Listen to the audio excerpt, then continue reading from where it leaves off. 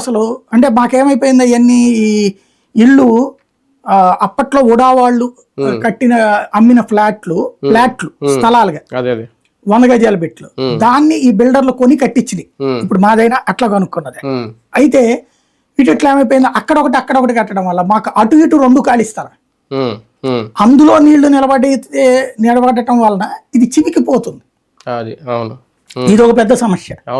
రెండవ బాధ ఏంటంటే ఇప్పుడు దాంట్లో ఉన్నాయి ఓన్లీ కట్టుబట్టలు పరుగులు పెట్టుకుంటూ వెళ్ళారు ఎదురుగుండ డాబా మీద, అంతే.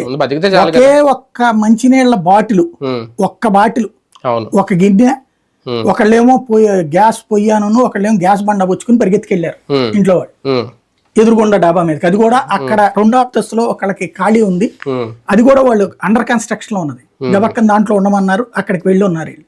అంటే అక్కడ సమస్య ఏంటి, ఇప్పుడు ఇంకేమీ లేవు.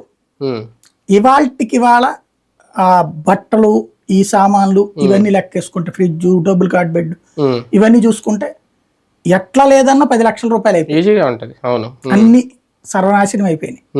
ఇంటిని లెక్కేస్తే 28 లక్షలు పెట్టి 27.5 లక్షలు పెట్టి అప్పట్లో కొన్నది మొత్తం ఇంత లాసు.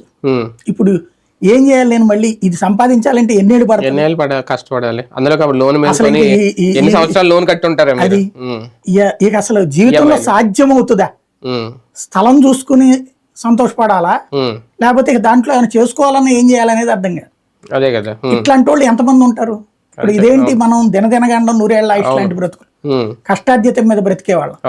కష్టార్జితం మీద బ్రతికేటటువంటి నాకు ఆ కష్టార్జితంతో సంపాదించుకున్నటువంటిది అది కాస్త ఇవాళ మొత్తం నడి రోడ్డు మీద నిలబడితే ఏంటి పరిస్థితి?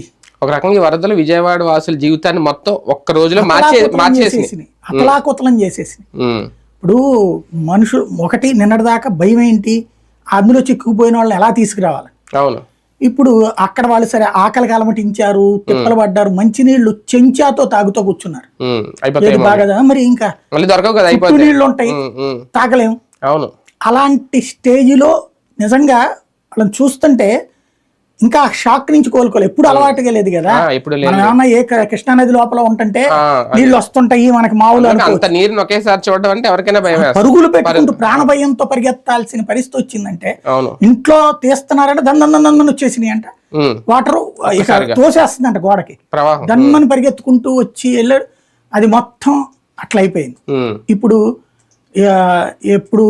18 నుంచి నేను సంపాదించడం ప్రారంభిస్తే రూపాయి దాస్తే వచ్చిన ఇల్లు ఇవాళ ఎందుకు పనికిరాదు.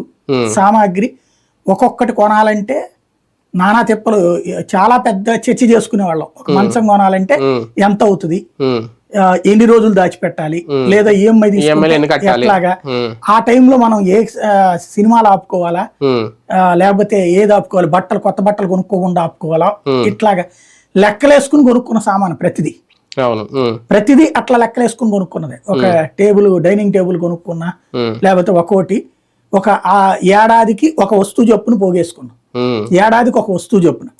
అది కూడా ఎప్పుడు